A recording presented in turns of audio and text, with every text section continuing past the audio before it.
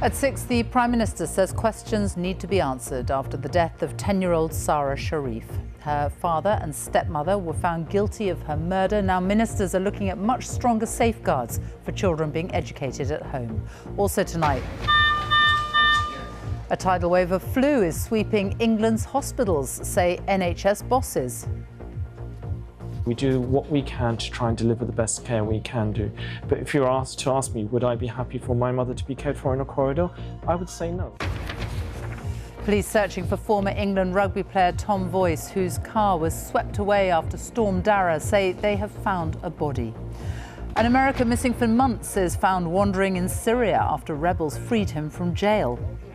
And your voice, your BBC News, your thoughts on the difficulties of buying a home as the government unveils sweeping changes to England's planning system. On BBC London, a court hears how the day before a teenager stabbed Eliane and her friends joked he'd kill them all. Hassan Sentemu denies murder.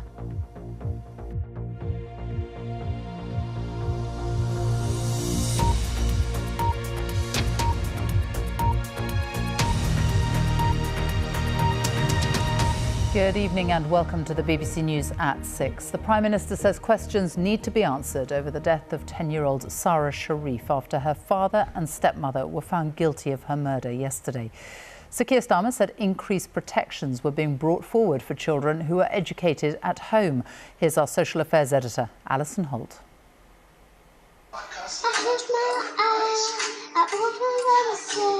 Sarah Sharif, the little girl with big dreams of being a singer.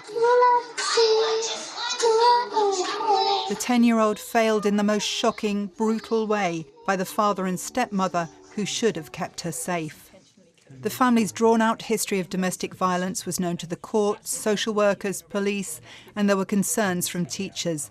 As in similar distressing child deaths, it brings questions about whether more could have been done to protect her, including from the Prime Minister.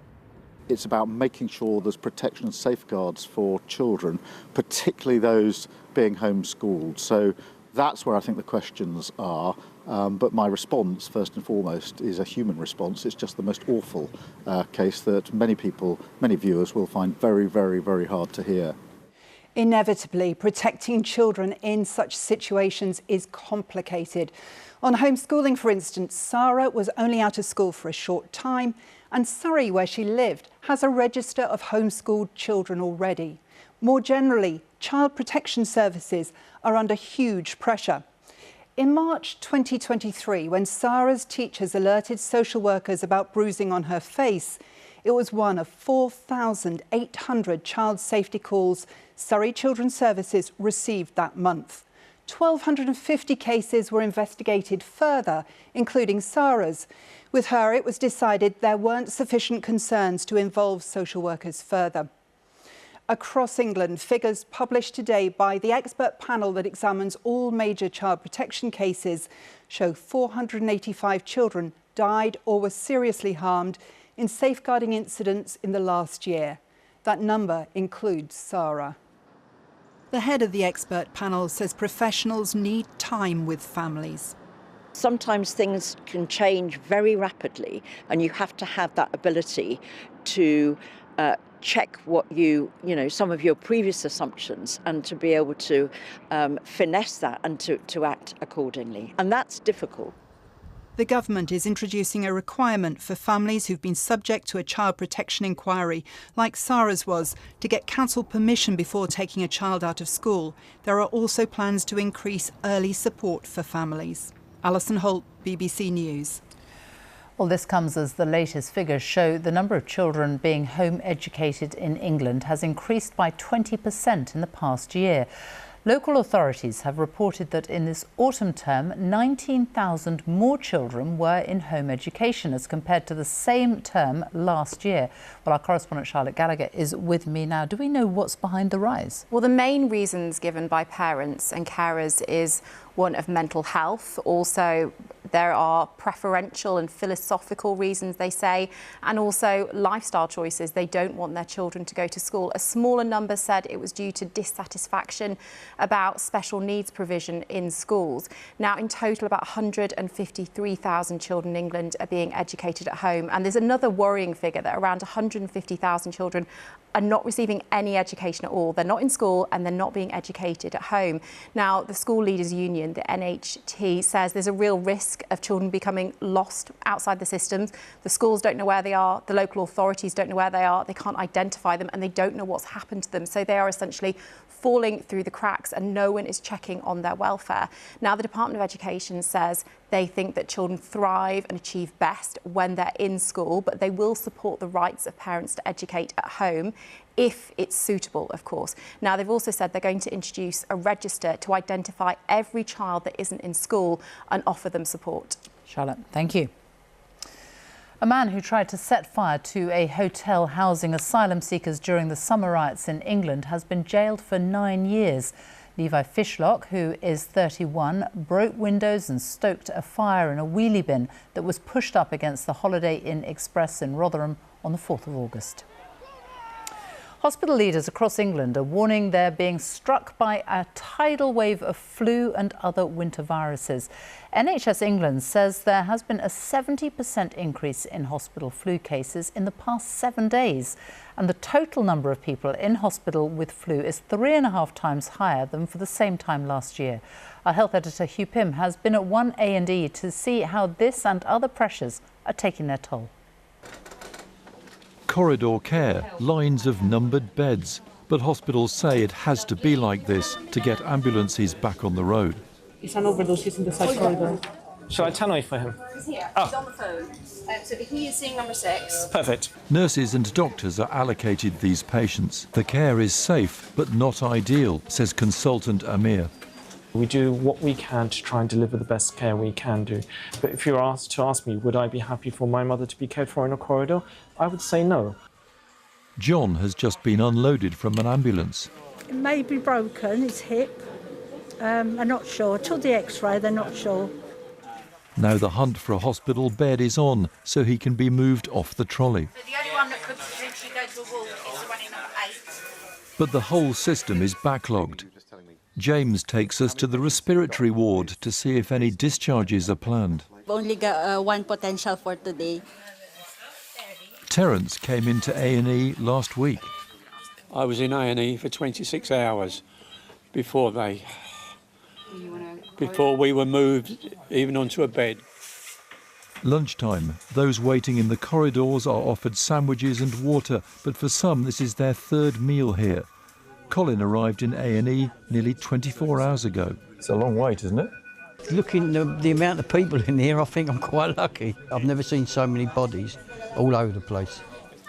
Back to John 2 hours later. He's finally leaving the doorway and is off for X-ray. Possibly we could always do some more porters. I think there's a recognition that when you're moving patients from here to X-ray, what used to be a quick 30-second journey has now turned into a Mario Kart journey of trying to avoid patients. The elderly are also vulnerable to flu, and Amir is worried.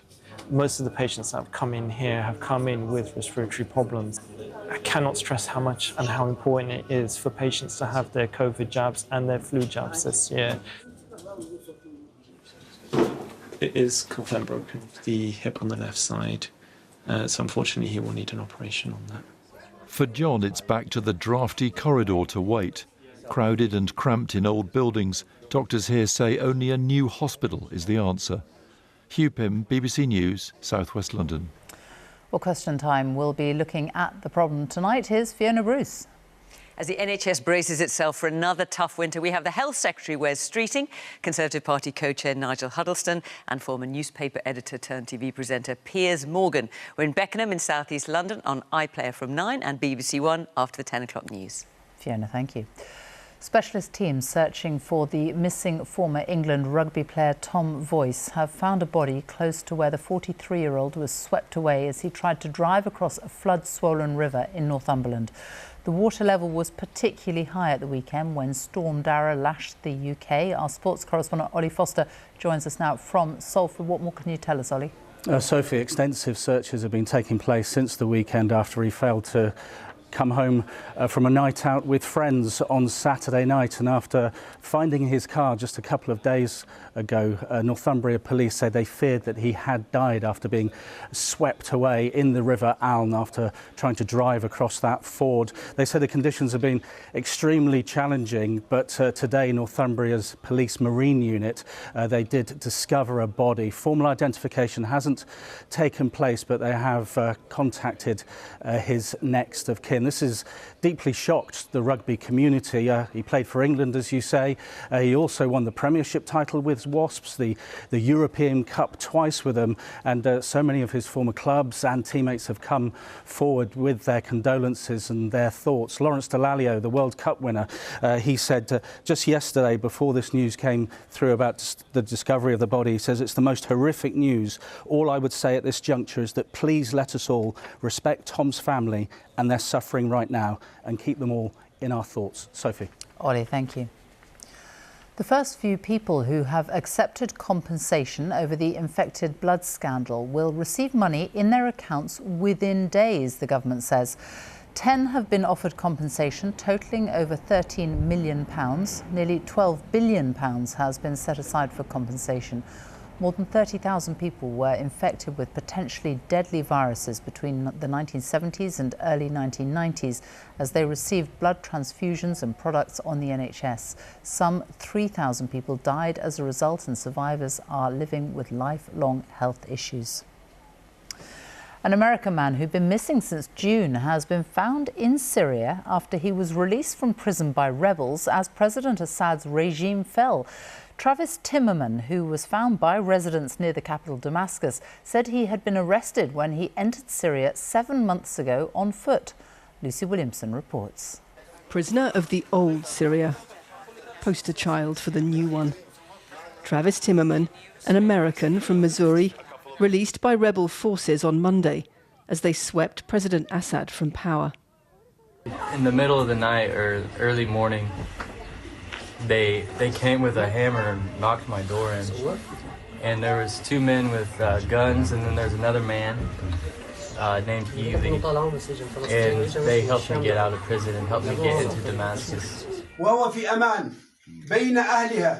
The men who found him put this video on social media, saying he was in safe hands and had been checked by a doctor after 7 months in the custody of Assad's military intelligence. It wasn't too bad. It wasn't bad. I was never beaten.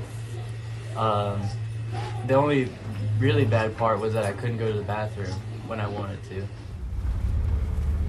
Timmerman was found wandering through this Damascus suburb today by Syrians celebrating freedom themselves. Locals here in this neighbourhood are telling us that they found a foreigner wandering in the street outside. They said he was in fairly good condition, but they brought him here and gave him some food and some water. They said he was very hungry and talking in English, but they couldn't understand what he was saying and they didn't know exactly who he was. They showed us the selfies they'd taken with him as the militia, now in charge here, looked on. They found him barefoot on the road. He kept repeating that he was held by military intelligence in Damascus. We helped him, offered him food, treated him well as a human being, without any consideration of his American citizenship. Travis Timmerman's story is one among tens of thousands from Assad's notorious prison system. Many, more brutal, will never be told, silenced by the man many Syrians see as the biggest criminal of them all. Lucy Williamson, BBC News, Damascus. Well, families in Syria continue to search prisons and hospitals for news of missing loved ones. Thousands of people have attended the funeral of a human rights activist whose body was found in a notorious prison just outside the capital, Damascus. Such a show of support would never have happened there a week ago when President Assad was still in power. A warning, Yogita Limai's report contains details you may find distressing. Oh, my boy, my baby, you were only 19, cries a mother who's just found the disfigured body of her teenage son, Ahmad Sultan Eid, who until today was one of tens of thousands who disappeared under Bashar Assad's regime. Now his family knows what happened. Ahmad was tortured and killed in prison. Those still searching would give anything to have closure. I wish I could see my son, even if it's his dead body, so I can bury him and I will know which grave my son is in, this woman says. Her son, Aladeep Alawad, missing since 2011, when Syria's uprising began. She's come to hospital to search through the bodies brought from Sidnaya prison. This is how she reacted when she saw them.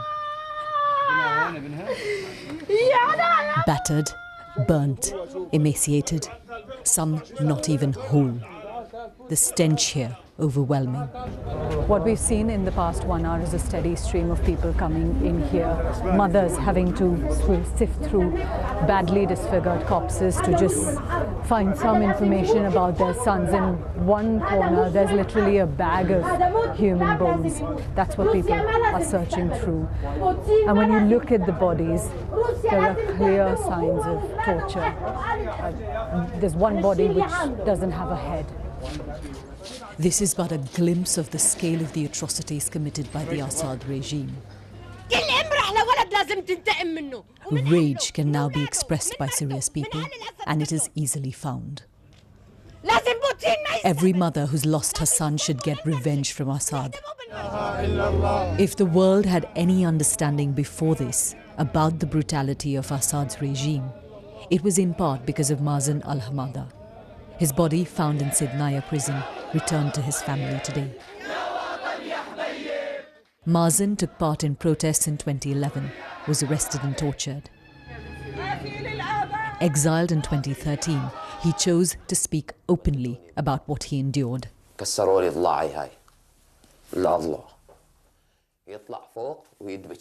He goes on to describe how he was raped and abused.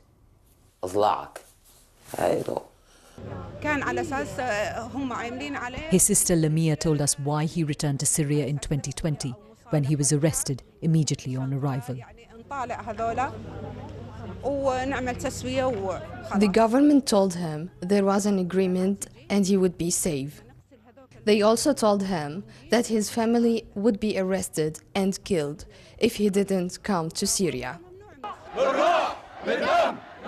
We sacrificed our blood and our soul for the revolution, crowds chanted as they took Mazen's body along the streets of Damascus. This is the freedom he did not live to see. Less than a week ago, you couldn't talk openly about activists like Mazen Hamada. People whose loved ones were disappeared, they couldn't go and ask about where they were. There is no image that reflects this incredible turn of events in Syria more than this one, where hundreds of people are able to openly march on the streets for his funeral, calling him a martyr, calling him a hero. And as we've been walking along the streets, more and more people are joining in. Hundreds, thousands now. Everywhere we go, more people joining this march. Yogita Lemay, BBC News, Damascus. The time is coming up to 6:20, our top story this evening.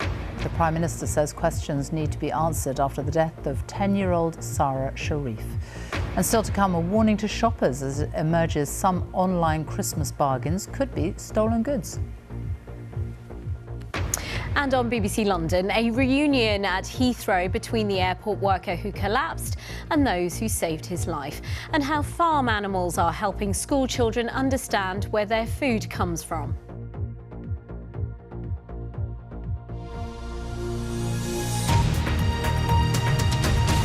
The government has unveiled sweeping changes to the planning system in England in a bid to build 1.5 million homes over the next 5 years. Housing is an issue that thousands of you have got in touch with us about through Your Voice, Your BBC News. Here are just a few of your messages. Me and my partner have been saving to buy our first home planned for June 2025.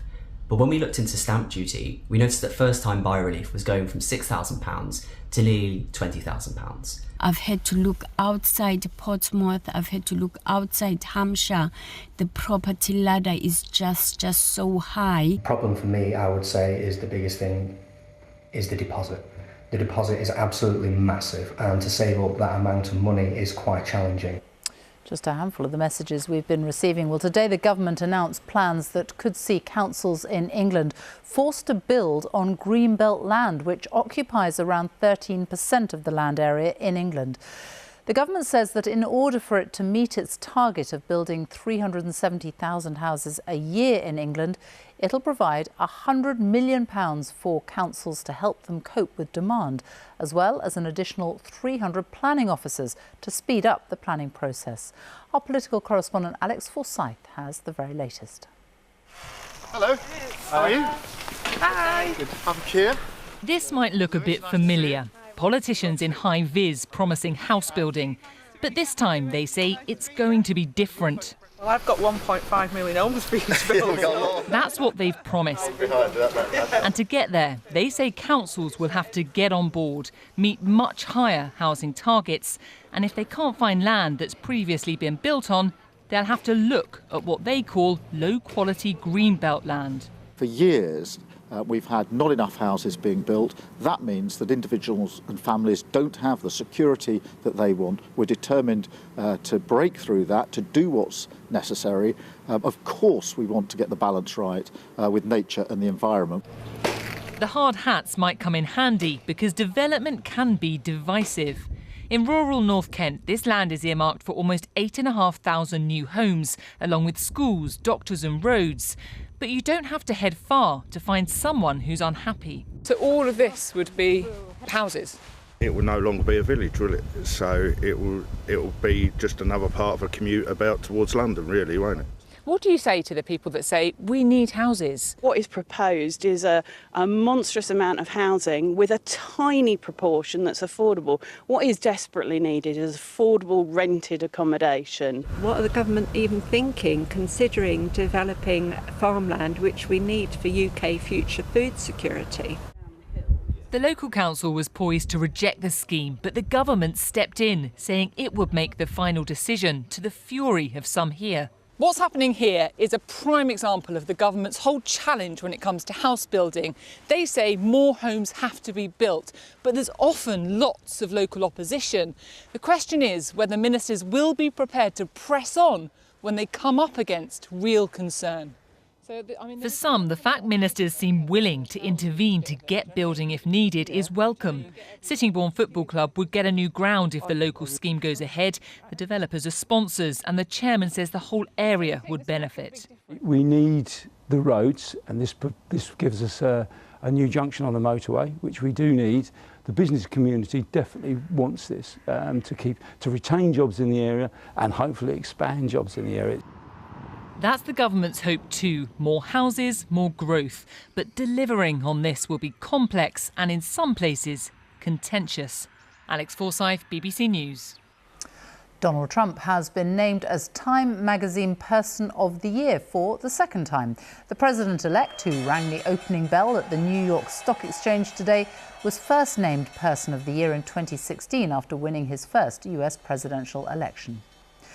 A baby girl is in a serious condition after being attacked by a dog believed to be an XL bully. The incident took place near Folkestone and the 8-month-old was airlifted to a London hospital. An 18-year-old man and a 76-year-old woman have been arrested.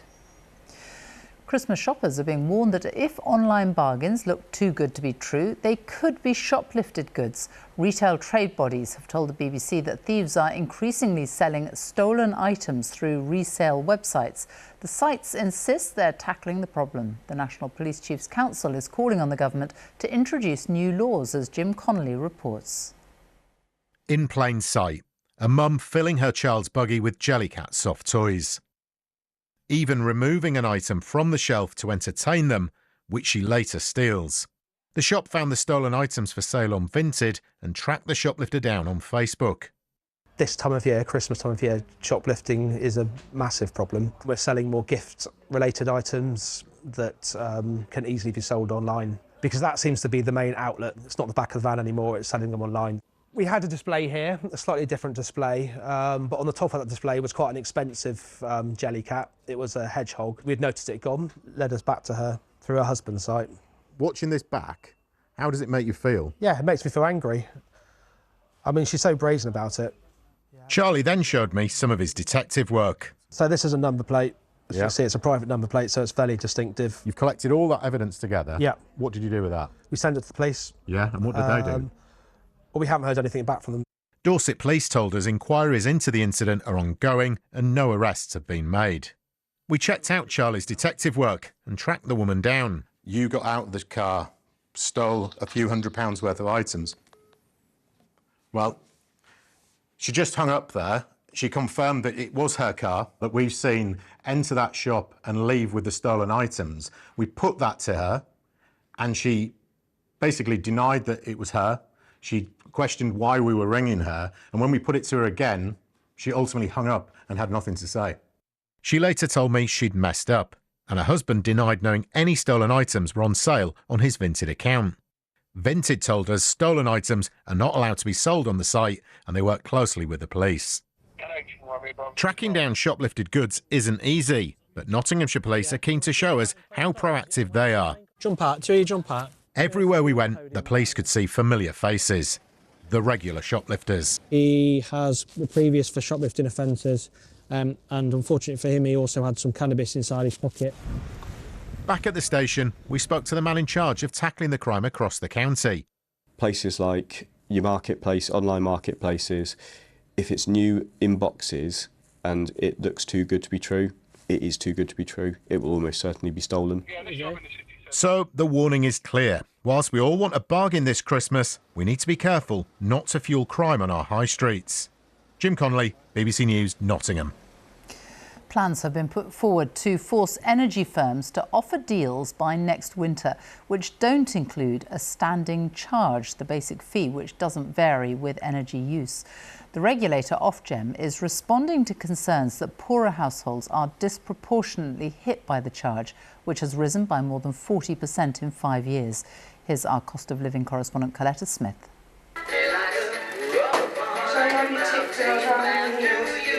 Standing charges make lots of people angry, very angry. And Stan is one of them. Scrub it. I'll reduce it. Former bricklayer Stan's in his 90s and doesn't think it's fair that you're charged even when you're not using any energy. I think that standing charge is ridiculous. The gas companies, electric companies are making too much profit anyway. Standing charges have increased by 43% over the last 5 years. And for Joanne, who's managing a tight budget while off on maternity leave, that's too much. I try not to look because it's depressing. Dealing with these ones is enough. We can notice a massive drop just from us going to bed and then getting up 6 hours later and literally nothing's been on. And somehow you've spent 60, 70p just by going to bed. So now Ofgem are planning to change the system. At the moment, most people pay a unit price for each bit of gas and electricity they use, and then they pay a standing charge, a fixed price every day, just for being connected to the network. Now Ofgem want every energy supplier to offer an option with a rolled-in price. We will need to work with the suppliers to work out how do we get the right information to people so they can make active and positive decisions about what the right option is for them. The regulator has also decided that something really big needs to be done about the amount of energy debt that's built up over the last couple of years. They want a one-off move that could even allow people to write off their debt altogether. And they're going to spend the next couple of months working out how that could be done. In the meantime, people here in the northern region are facing the highest standing charge rate in the country, more than £100 a year more expensive than the price paid in London. And the regulator's not changing those regional differences yet. Coletta Smith, BBC News in Bradford. An 18-year-old from India has become the youngest ever world chess champion. The victorious prince has now ascended the throne and takes his place as the new king of chess. That is Domoraju Gukesh, and he's beaten China's Ding Liren in the final match of their series in Singapore and broke the record held by Russia's Garry Kasparov, who was 22 when he became world champion back in 1985. Gukesh burst into tears and hugged his father at the end of 14 games of intense battle against his Chinese opponent. What an achievement at the age of 18. Let's have a look at the weather now. Chris Fawkes is here. Hello. Hi Sophie, a lot of cloud around today, and I know that cloud in the capital was 180 metres above the ground. How do I know that? Well, that's the Gherkin with a cloud just hugging the top of it, and it's been pretty misty and drizzly too. Well, the reason for that, on the satellite picture, this stripe of cloud is actually a warm front that's been going in across England. I know what you're feeling, it hasn't felt warm today, but the effect of that has been to just increase the amount of humidity in the atmosphere, and that's why we've seen more extensive drizzle falling from the cloud, and it will stay damp across England and Wales overnight tonight. Mist is going to be extensive, there'll be some hill fog patches around as well. A few patches of frost possible in Scotland, but for most, even in Scotland, it'll be frost-free with our temperatures around 4 to 6 degrees. Not really changing that much from what we've got outside at the moment. Next couple of days, we see a cold front push its way southwestwards, and that will eventually give us some brighter weather. But before we get there, we've got another murky day to come on Friday with extensive low cloud, mist, pretty extensive drizzle around too. This is our cold front though, moving into the northwest of the UK, and that's going to be bringing some rain to northwest Scotland with freshening winds here. You might just see a bit of brightness into the Hebrides late in the day. Our temperatures similar to what we had today really. Now heading into Saturday, that cold front sweeps southwards, bringing a few patches of rain. Then we get to see some sunshine at last. It won't last long though, because we'll see cloud return back to parts of western Scotland with some damp weather heading back in here through the afternoon. Temperatures not particularly high through the afternoon, 4 to 7 degrees Celsius, but that's going to be the last of the cold days. Second half of the weekend, the winds turn to a southwesterly direction and they start to blow in this much milder feed of air. And so I think there's probably going to be quite a lot of cloud around through Sunday and into next week as well. But you'll see those temperatures climbing above average, 13 degrees, for example, in Cardiff towards the middle of the week. That's the latest, Sophie. Thank you very much. And that's it from us on the BBC News at 6. It is time now to join our colleagues for the news where you are. Goodbye.